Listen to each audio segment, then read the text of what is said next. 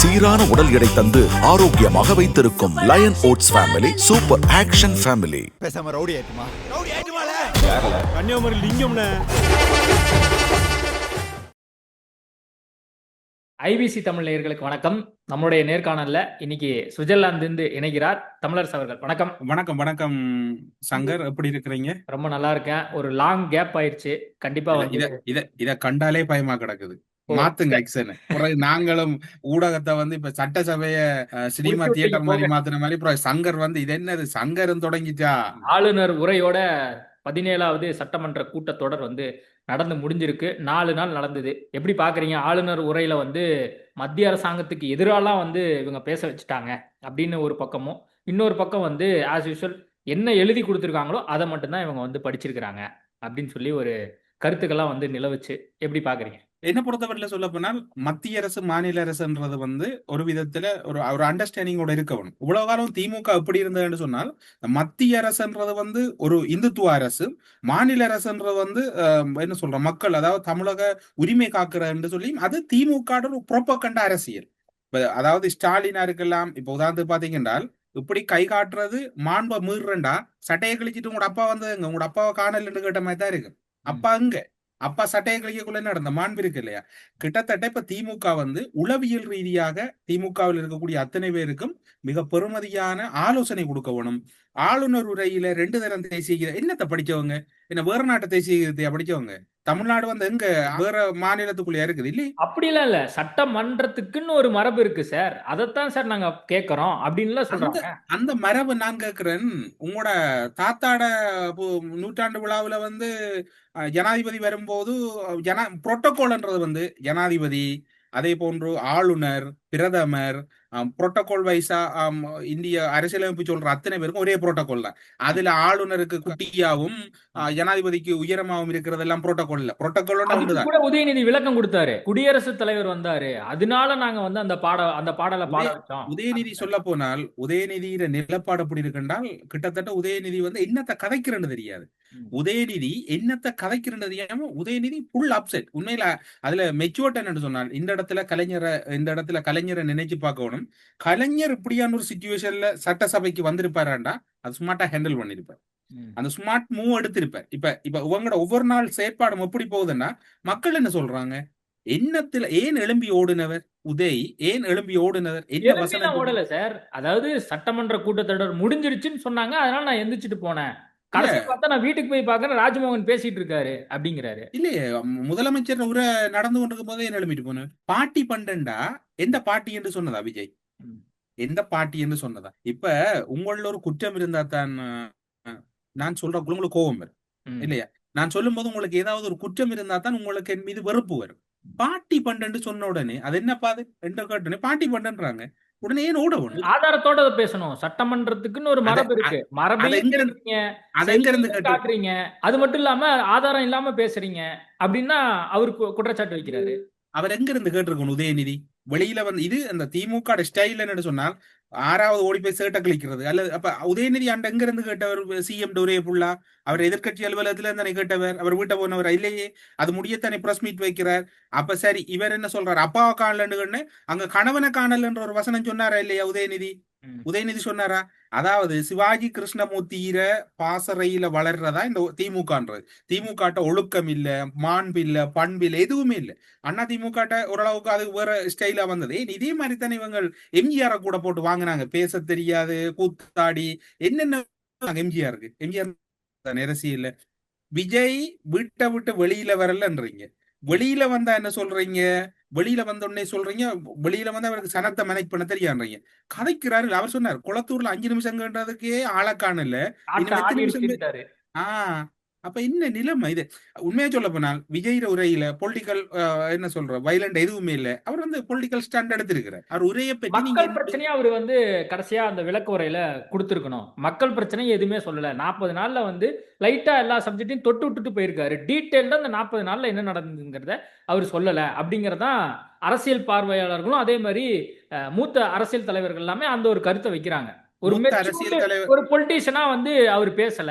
ஒரு ஜென்சி கிட்ஸ்களுக்கு ஏத்த மாதிரி, ஒரு யங்ஸ்டருக்கு ஏத்த மாதிரி, ஒரு 10 ரீல்ஸுக்கு ஏத்த மாதிரி பேசிட்டு போயிருக்காரு அப்படிங்கிற குற்றச்சாட்டு தான் வைக்கிறாங்க. நான் கேட்கிறேன், 5 வருஷம் நீங்க கொள்ளையடிச்சீங்க, சரியா? 5 இப்ப இந்த பேசுற அவ்வளவு பேர் இருக்கிறாங்க. நீங்க சொன்னீங்க புத்திஜீவிகள் இவ்வளவு பேரும் என்ன சொல்ற அந்த பொட்டலங்கள் வாங்குறாங்க திமுக இன்றைக்கு வந்து தமிழகத்தில் இருக்கக்கூடிய அதிகமான ஆட்கள் திமுக பொட்டலம் வாங்கி கொண்டு அந்த பேசுறவங்க அதற்கான இதற்கானன்றதெல்லாம் பார்த்தா இன்றைக்கு வரைக்கும் அவங்களுக்கு வந்து தொகை குறைக்கப்பட்டிருக்கு. முதல் வந்து ஓரளவு தொகை இருந்தது, இப்ப தொகை கொஞ்சம் குறைச்சி போய் கொண்டிருக்கு. அவங்கள புள்ள சொல்லலாது. அவங்க இப்படி இப்ப நான் கேட்கிறேன், 40 நாள்ல என்ன செய்தீங்க? பொதுமக்களை பார்ப்போம். நான் இப்போ ஒரு 10-15 பேர் தனிப்பட்ட ரீதியான குரல் பதிவுகள் வீடியோக்கள் எல்லாம் பார்க்கக்கூடிய இருந்தது. அதுல அந்த பொதுமக்கள் சொல்றாங்க, நாங்க இப்ப இதுக்குமே வந்து காசு கொடுக்கறல, பத்திரப்பதிவுக்கு போனா அதுல எங்களுக்கு இலகுவா எடுக்கக்கூடியதா இருக்குது. என்ன பதிவுக்கு போனாலும் காணி பதிவுகள் அல்லது மற்ற பதிவுகள் எல்லாம் வந்து ரெஜிஸ்ட்ரேஷன் எல்லாம் வந்து குயிக்கா நடக்குது. நாங்களும் சில அலுவலகங்களுக்கு போகக்கூடிய மாதிரி இருந்தது. முதல் ஒரு அமைச்சர் அலுவலகத்துக்கு பொதுமக்கள் போகலாமா? ஒரு அமைச்சர் அலுவலகத்துக்கு பொதுமக்கள் போகலாம். அதுக்கென்று ஒரு ஏஜென்ட் இருப்பார், வட்டத்தில் ஒன்று இருப்பார், மாவட்டத்தில் ஒன்று இருப்பார், மற்றது தொகுதியில் ஒன்று இருப்பார். எல்லாம் சேர்த்து கிட்டத்தட்ட ஒரு 15-20 பேர் இருப்பாங்க. இவ்வளவு பேரையும் தாண்டித்தான் அங்க போகணும். அவ்வளவு கொமிஷன். பத்திரப்பதிவு சொல்லுங்களேன், நீங்க எப்படி நடக்குது? இப்ப எனக்கு தெரியாது, நீங்க சொல்லுங்களேன். பத்திரப்பதிவு முதல் இருந்ததுக்கு இப்ப நடக்குது. 40 நாள்ல சிஸ்டம் எப்படி எப்படி ஒர்க் பண்ணணும் அந்த ஒர்க் பண்றார். இவங்களை போல அரசியல் செய்யல. ஆளுநர் உரையாற்றினா தமிழ்தாய் வாழ்த்தா இப்ப தமிழகத்துல பிரச்சனை, எவ்வளவு பிரச்சனை இருக்குது. விஜய் இருக்கிற ஒரு பெரிய பிள்ளை என்ன தெரியுமா? இதெல்லாம் ஜெயலலிதா எல்லாம் இந்த ஜெயலலிதா ஆட்சியில எல்லாம் இது நடக்காது. அரசியலுக்கு வந்துட்டால் முடிவெடுத்தே ஆக வேணும். உடனடியா விசாரணைகள் ஆரம்பிக்கணும். செந்தில் பாலாஜிர கோப்பு ஆளுநர் மேசையில இருக்குது. அப்ப திமுகக்கும் பிஜேபிக்கும் டீலா? ஆளுநர் மேசைக்கு போனது இன்னும் ரிவர்ஸ் பண்ணப்படல, ஒப்பமிடல. இவர் விசாரணைக்கான ஒரு அனுமதி கேட்கப்படுறது, அந்த அனுமதி கொடுக்கப்படல. அப்ப திமுகக்கும் அங்கே மேலிடத்துக்கும் தொடர்பு இருக்கு. நீங்க சொல்வது எல்லாமே அரசியல் சார். அவங்க குற்றச்சாட்டு வைக்கிறது எல்லாமே மக்கள் பிரச்சனை நிறைய இருக்கு. பாலியல் குற்றச்சாட்டு நடத்தப்படுகிறது. அதுக்கு என்ன தீர்வு நீங்க வந்து கொடுத்திருக்கிறீங்க? வாயு கசிவு வந்து நடந்திருக்கு. திடீர்னு வந்து பார்த்தா நடிகை த்ரிஷா வந்து ஒரு போட்டோ போட்டு பர்த்டே செலிப்ரேஷன் சொல்லி போடுறாங்க. இப்போ இதெல்லாம் தானே ஒரு முக்கியமான ஒரு இஷ்யூவா போயிட்டு இருக்கு. இப்போ இதை பற்றிலாம் கவனம் பண்ணாம அவரு கேக்கு வெட்டி கொண்டாடுறாரு பர்த்டேவை அப்படின்லாம் தானே இப்போ குற்றச்சாட்டு வைக்கப்படுது. கரூர்ல சம்பவம் நடைபெற்ற உடனே உதய் வந்து வெளிநாட்டுல இருந்தா வந்தவர் உடனே கேள்விப்பட்டு அவர் வந்து அந்த துக்க வீட்டிலேயே நின்று தொடர்ச்சியா அந்த மக்களோட நின்று இருக்கலாமே. ஏன் அவர் விட்டு போட்டு உடனே போனவர்? ஏன் அங்க கள்ளச்சாராயம் காய்ச்சி 78 பேர் இறந்தது, அதுக்கு போக துப்பு இல்ல உங்களோட அப்பாக்கு? அவரு ஸ்டாலின் போகல, ஆனா கரூர் உடனே ராவையிலே அவர் உடனே ரோபோ மாதிரி வலிக்கிட்டு போறாருன்னு. அப்ப உங்களுக்கு நடந்தா அது ஒரு விதம், மற்றவனுக்கு நடந்த ஒரு விதம்டா நீங்க என்ன செய்யல? என்னத்தை இவ்வளவு நாளும் தமிழகத்துல அநியாயம் செய்யல. இப்ப பாட்டி பண்டுக்கு இப்ப உதாரணத்துக்கு சொல்ல நிர்மல்குமார் நேற்று வடிவா ஊடகங்களுக்கு முன்னிலை சொல்லியிருந்தார், முறையா எடுக்கணும். அதாவது விஜய் மீது இருக்கிற பெரிய குற்றச்சாட்டு என்னன்னு சொன்னால், உடனடியா இருக்கிற அத்தனை ஊழல் வழக்குகள் புகார்கள் அனைத்தையும் எடுத்து உடனடியா அவ்வளவு பேர் மீதும் வழக்கு பதிவு செய்து அவ்வளவு பேர் இந்த திமுகவை வெளியில விட்டா, விஜய் விடுற பிள்ளை என்னன்னு சொன்னால், ஒரு வேளாண்மை செய்யக்குள்ள அதுக்குள்ள களைகள் முளைக்கும். அந்த களைகளை குறிப்பிட்ட நாளைக்கு இடையில அந்த களை எடுக்கலனால் வேளாண்மைக்கு மேலால களை வளர்ந்துடும். இப்ப அந்த பிள்ளையத்தான் விஜய் செய்து கொண்டிருக்கிறார். தமிழகத்துல திமுக மீது உடனடியாக வழக்கு பதிவு செய்யணும். இந்த இப்ப பாட்டி பண்ணன்றதுக்கு ஆடியோ இருக்குது, பிடிஆர் ஆடியோ இருக்குது. அந்த ஆடியோ வந்து உடனடியா பகுப்பாய்வு செய்து நீதிமன்றத்தில் அனுமதியோட அந்த வழக்கு எடுக்கணும். விஜய் இந்த விஷயத்துல சரியா சும்மாட்ட எடுக்க தவறுவார் என்றால் விஜய் இவங்க இல்லாம ஆக்கிடுவாங்க. நாங்க பங்காளி தான், திமுக மதிமுக பங்காளி தான் அறிவாலயத்துல இருந்து சொல்றார். அடுத்த ராசா அவங்க எங்களோட இருந்தாலும் அந்த உறவுன்றது வந்து கள்ள உறவு அவர் ஏதோ சொல்லி கொண்டிருக்காரு ராசா.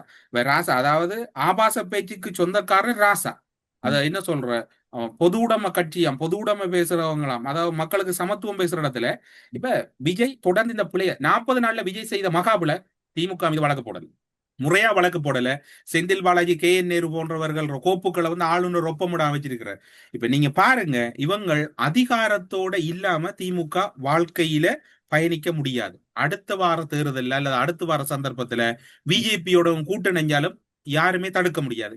நீங்க இவ்வளவு பிஜேபியோட என்ன டீலா அல்லது ஆளுநரோட டீலா விஜய்க்கு சொல்லி கேட்கிறாங்க. குஜராத்ல படுகொலை நடக்கக்குள்ள குஜராத் படுகொலைக்கு ஆதரவா தானே கருணாநிதி இங்க இருந்தது எங்க தமிழகத்துல. அது மாதிரி ஈழப்படுகொலை செய்யக்குள்ள காங்கிரஸோட ஆதரவா தானே கருணாநிதி இருந்த. கருணாநிதிக்கு என்ன கொள்கை இருக்குது? கருணாநிதிக்கு ஒரு கொள்கை தான். கருணாநிதிக்கும் ஸ்டாலினுக்கும் ஒரே கொள்கை தான், கொள்ளையடிப்பதையும் கொள்ளையடிப்பவர்களை காப்பாற்றுவது. KN நேருட வழக்கு எவ்வளவு ஒரு மிக தெளிவா இருக்குது, மிக தெளிவா நீதிமன்றம் மிக தெளிவா சொல்லித்தானே இருக்குது. அதை கொண்டு வரதுல என்ன பிரச்சனை இருக்கு? கிட்டத்தட்ட இந்த அதாவது இப்ப இவங்க இவ்வளவு ஆவேசமா கதைக்கிற வெளிப்பாடு என்னன்னு சொன்னால், தங்கள் மீது யாரும் பிழையான தோற்றத்தை ஏற்படுத்திடக்கூடாது. இப்படியே கதைச்சு கதைச்சிட்டு திடீரென்று ஒரு நாளைக்கு சொல்லுவாங்க அவங்களுக்கு அரசியல் செய்ய இல்லாம இருக்க எங்கள் மீது வழக்கு போடுறாங்க. இந்த விடயத்தை உடனடியா செய்யணும். எப்பவும் ஒரு ஆட்சியை பொறுப்படுத்து 1 மாதம் அல்லது 2 மாதத்துக்கு இடையில அந்த முன்னர் இருந்த ஆட்சியில் நடந்த குளறுபடிகள் அல்லது குறைகள் தொடர்பான விடயங்களை சரி செய்யற வகையில அல்லது அவர்கள் மீதான சட்ட நடவடிக்கையை நோக்கி நகரணும். அது தாமதப்படுமாக இருந்தால் அது ஆட்சியில் இருக்கக்கூடியவர்களை நிம்மதி ஆட்சி செய்ய விட மாட்டாங்க. இப்ப பாருங்க, திமுக ஐடிவின் வந்து என்னென்ன வேலை செய்யணும், எதை செய்து கொண்டிருக்கிறாங்க. அது முரசொலி என்ன செய்யுது? ஒரு மார்க்சிஸ்ட் கம்யூனிஸ்ட் கட்சியில் ஒரு மூத்த தலைவர் என்னவர் அவரை ஒருமையில் எழுதி இருக்குது. அடுத்தது காங்கிரஸ் ஒருமை. சரி, நீங்க எழுதுற உங்களோட இருந்தால் அவங்க பத்தினி, உங்களுக்கு வெளியில போனா பத்தினி இல்லைன்றான் இவங்களோட நிலப்பாடு. மார்க்சிஸ்ட் கம்யூனிஸ்ட் கட்சி வந்து ஒரு ட்விட் ஒன்று போட்டிருக்காங்க. அதுல வந்து என்னன்னா, பாஜக, திமுக, அதிமுக எனும் கொள்கை புடலங்கா அப்படின்னு சொல்லி போட்டு அவங்க போட்டிருக்காங்க. அதுல பிள்ளை இல்ல தானே, அந்த கொள்கை புடலாங்க தானே. அவங்க மிக நாகரிகமா போடுறது. மார்க்சிஸ்ட் கம்யூனிஸ்ட் கட்சியில் ஒரு பொலிசி இருக்குன்னு சொன்னால் அவங்க நாகரிகம் தவற மாட்டாங்க. நாகரிகமா தான் அவர கருத்து இருக்குது. சரிதானே. இதுக்கு நல்ல உதாரணம் இருக்கு தானே, திருமாவை சொன்னது தானே. முதலமைச்சர் இப்ப இருக்கிற மனநிலை என்றால் மிக இலகுவான ஒரு மனநிலை. விஜயை முதலமைச்சராக ஏற்றுக்கொள்ள முடியாது. அதாவது இப்ப ஸ்டாலினை காணல, நீங்க பாருங்க. ஸ்டாலின் இல்ல. ஏன்னா இப்ப சமையலறை தான் இந்த அரசியலை தீர்மானிக்கிறது. உதயநிதியில பேச்சை பாத்தீங்கன்னால் ஒரு எதிர்கட்சி தலைவர் ஒரு பெரிய மாண்பான இடத்துல எத்தனையோ பேர் இருந்த இடத்துல இருக்கிற உதயநிதி எப்படி பேசுற? அவர் இந்த படங்கள்ல நடிக்கிற மாதிரி தான் இருக்கு. சந்தானத்தோட காமெடி பண்ற மாதிரி தான் அவரை பேச்சிருக்கு. அவருக்கு அதை தாண்டி அவரால் எதுவும் செய்ய முடியாதுன்னா அவருடைய லெவல் அவ்வளவுதான். அவருடைய லெவல் அவ்வளவுதான். இப்போதைக்கு வந்து இது நான் நினைக்கிறேன், இன்னும் ஒரு குறிப்பிட்ட காலங்கள்ல வந்து உண்மையான திமுக கூட டிவிகேக்கு போகுது. உண்மையான திமுக டிவிகேக்கு போகுது.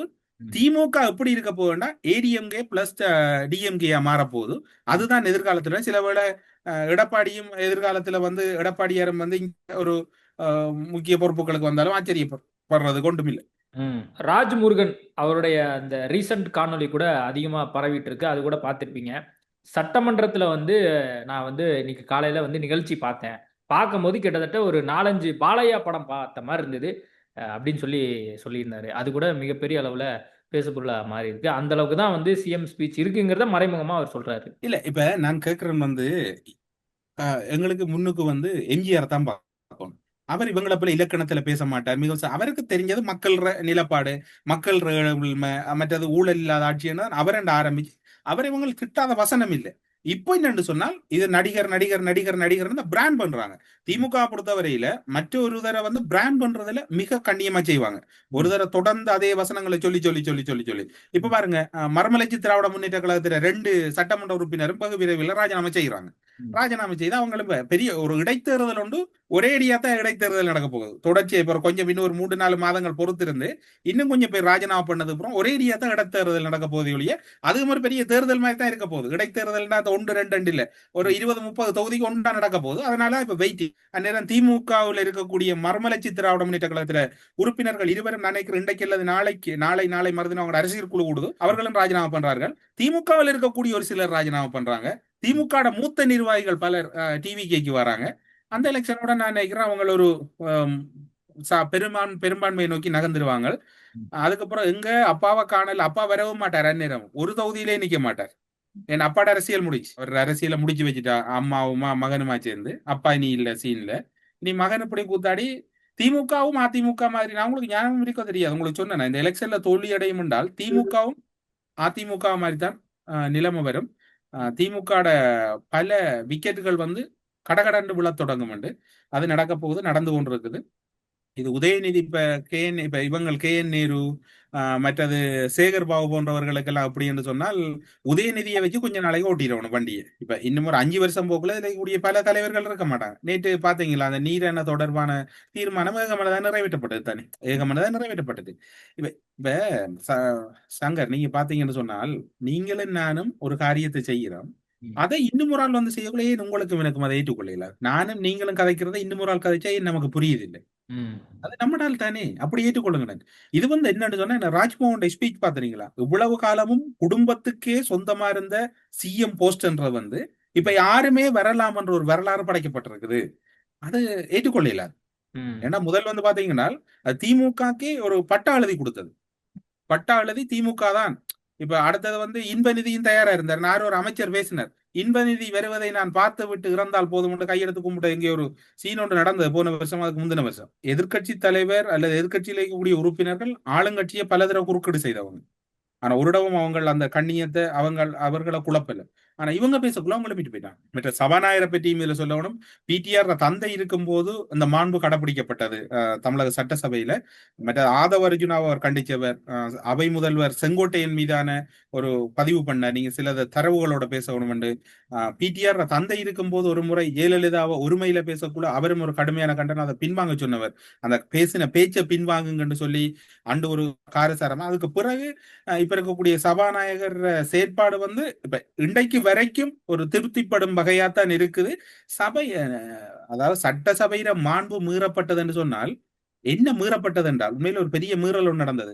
திமுக ஆட்சி அமைச்சிருக்க வேண்டாம், ஒரு மீறலும் இல்லை. இப்ப அதாவது திராவிட முன்னேற்ற கழகத்தின் குடும்பத்தில் முதலமைச்சர் தெரிவு செய்யப்பட்டிருந்தால் ஒரு பிரச்சனையும் இல்லை. இவ்வளவு காலம் இவங்க மத்திய அரசோட வெளிப்புறம் தான் சண்டை பிடிப்பாங்க, உள்ளால நல்ல டீல்.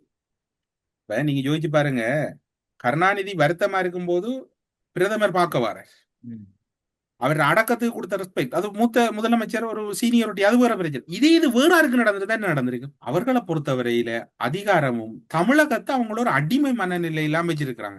இப்ப அந்த பேஸ் உடப்பட்டிருக்கு. யாரும் முதலமைச்சர் ஆகலாம், யாரும் சட்டசபைக்கு போகலாம், இது எல்லாருக்குமே பொதுவானது.